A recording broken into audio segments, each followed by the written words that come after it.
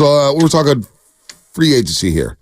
Free agency, because the Niners are going to let go of Arik Armstead. How do we feel about that? We got Robert Sanbruno on the line. What do you know? Robert Sanbruno's ready to talk some Niners. Rob, he's been talking Niners since the Super Bowl loss. He knew what time it was, right, Rob? You knew what time it was. Oh, yeah. That's why I was mad that we didn't take the opportunity to win when they was talking about, Trey Lance going to mess up our opportunity to win the Super Bowl. Well, hell, you lost the Super Bowl. My thing is now, okay, he was clearly our best run defender. We struggled with the run with all many games, so what we going to do now? We ain't got no money to spend. So what we gonna do? Go get a lesser player and think our offense gonna carry us? Man, I think the downfall is near and it's coming. It's coming hard. Wow. I think it's coming. And then my thing is this is the best roster we had in 30 years. How do we come up from this? Where do we get better at to become a Super Bowl team when we had everything we needed? So I'm really interested to see how this plays out. Because it's for my being a Niners fan, it's looking like they're retooling and they're restructuring everybody. So I feel like, man, next year gonna be pivotal for us. I think. Rob, your point about the run defense is well taken. I mean, they got to number one in the NFL in 2021 because he moved inside, like primarily, and that's a big factor. But would you at least agree with me that when it comes to value, when it comes to how you pay people, you don't pay a guy $30 million, $28 million to be a run stuffer. Like that's not great value financially. Like we can meet in the middle. He's a very good player. No one is denying that. But like his proportion regarding how he was paid was off of being a defensive end. Yeah, but you understand the versatility he brings as well. They can put him back outside. He can play that too. My thing is, okay, who you gonna bring in that's better? If you can't stop the run, you're not going to stop nothing. That's pivotal to football. Well, we agree. It's a reason why that costs. Right. You can't stop the run. You're not winning no football games. That means you send them to the pass and everything else. So my thing is, okay, you release them. Are you going to replace him with a better player? That's my thing. Well, that's what they're trying to do, and they're going to have to do it. And they tried to do that with DeForest Buckner, and it didn't work. It didn't work at all. All right, and they were thinking, okay, get rid of one player, we'll acquire three: Armstead, Jimmy Ward, and the draft pick. And you can make the argument Jimmy Ward had a couple of nice seasons for you. Armstead was pretty good for you in 2020 and 2021, and then 2022 and 2023, he missed 13 games. Right. And I would say that financially, again, this is a more math equation than it is a football equation for me.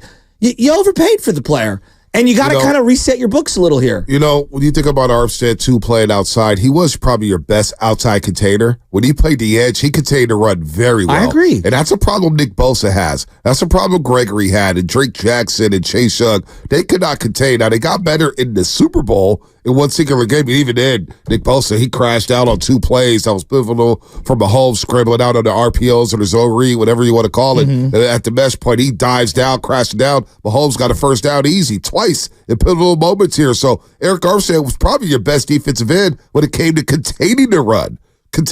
So to me, this is still a trickle-down effect from 2017.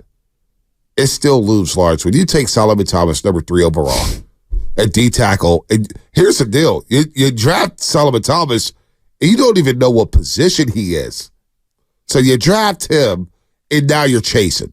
Now you're behind the 8 ball. He doesn't pan out. You still have Buckner and Armstead. You make the decision that, you know what, Buckner he may want a little too much money. So we're going to move off of him and draft his replacement and give Kinlaw his number. So all of a sudden, Kinlaw's coming in. He's wearing number 99, and the fans just said, wait a minute, you gave number 99 to Kinlaw? Now, Kinlaw may come out and be a great player, but Buckner was loved in this community.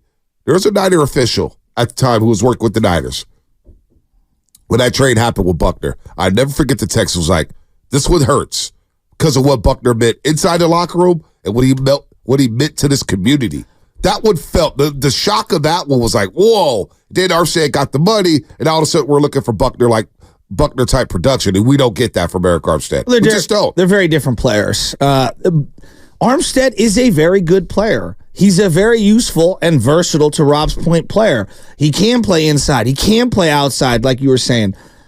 he's grossly overpaid. I mean, like I don't know why everyone and look, he's a leader. He's absolutely a leader. Clearly, everyone in that locker room. What's appropriate for Armstead though? What in terms of contract? When you look at his money, because this contract was not front loaded, it was back loaded. I know. We knew that at this point, and they you may have to make a move here with Armstead later in the career, because early on, you look at the base salary he had 2.5, 6.5 million, 1 million. He took a lot of money. He got this contract backloaded. So the Niners were smart in the way they structured this deal for Arik Armstead. You got to give them credit for that. They structured it, and they backloaded it. So now we're at this point where it is backloaded. You know what? Now it's time to move on. Well, look, what does Bill Walsh always say? You cut a guy a year early as opposed to a year late. Like, I want the best of you. And if you're asking, like, could he have another great season? Of course he could have another great season. They squeezed the lemon on Arik Armstead. I mean, the first 3 years of his career, we didn't even know what he was. He barely played for them. We didn't know if he was a D end or a D tackle. We didn't know what scheme he fit. They were playing a 3-4, and then they went to a 4-3. Right. You know, they did a great job squeezing every last drop. I'm just surprised because it did feel like that locker room was galvanized behind him as a leader, and they called him the Blueprint. That was his nickname, the Blueprint. And I think it was kind of an over-the-top nickname, but he was a very good player for them. Well, but this is what happens. But look at the money, though. I actually think they got everything. They got everything from Arik Armstead. When you think of the production, all right, 2020 he makes $20 million. Right, he gets a big signing bonus, $17.5 million.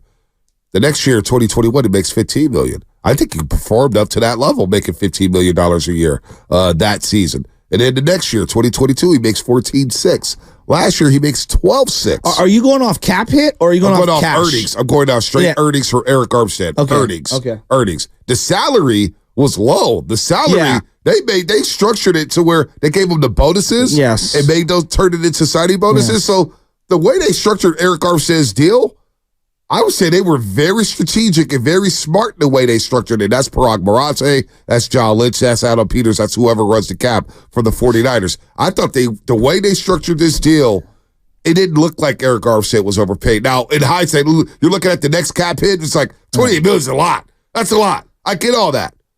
Now you move on. If you can't restructure it, you move on. But before the previous 3 years, 15, 14, 12.6, I'm not mad at that deal. That's the earnings for Armstead. 15, 14, 12.6. That ain't bad right there, Sasky. I'm hesitant to say he was overpaid with those type of numbers, those type of dollar figures. You're going off the earnings. There's different ways. Again, this goes back to the salary cap. Like when you go to SpoTrack, there's cash earnings, there's cap hit. I'm looking at the earnings. I know, but there's ways of how does it hit the Niners' how does it books, hit the cap? Yeah, right? No like doubt. that's really what it kind of boils down to. The way I look at it, they were able to re-sign all those guys. Fred Warner, no doubt. Juszczyk, Deebo Samuel, Nick Bosa, Dre Greenlaw. You were able to keep your core players because of the way a contract like this was structured. So at this point, though, moving forward as a 31-year-old, I'm not sure I'm comfortable paying Arik Armstead that type of money. But when you look at the earnings that he had, I'm not going to say he was overpaid. I feel a little hesitant to say that when I look at the earnings. This is how I build a team. This is me. Unless you're Aaron Donald or Chris Jones, I'm not paying, big money to D tackles. That's just me. Like, that's not how I'm gonna build my team. Let's look at it as standard money though. Standard money for I don't know. When you look at someone like Grady Jarrett or Kenny Clark, and you look at their financials and how it hits their books for their particular teams, like a DJ Jones is a great example. They found DJ Jones in the 6th round. He was a very good and productive player for them. But was he a 3-down player? I could make the argument there were times I didn't think Arik Armstead was a 3-down player. You may not have doubted, but he was. So I don't know. Look, Armstead was a good player. They kept him around. He did really good things. I'm not surprised that they're moving off him. I'm surprised it's happening right now because of the dead cap hit. This is really one of their bigger dead cap hit moves. Right. I mean, all these other teams in their division have done wild things. Russell Wilson had a big dead cap hit. We know that Jared Goff and Todd Gurley down in L.A. had big dead cap hits. The Niners have been pretty good regarding not having huge dead cap hits.